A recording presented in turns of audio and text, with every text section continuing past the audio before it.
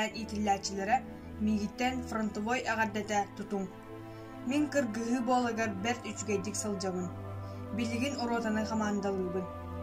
Мен быйылгы бой солум Эстония, Латвия, Литва, Уанна, Польша дойдуларын посқолығы болар. Кыргыгы болагар немеске сижиңлери кыдыйыга килбен быгыны көрдөр бүтүмихин правительство мигин кыгыл сулус Уанна ага дойдуну көмүскүр сери 2 степенне орденларынан наградалата.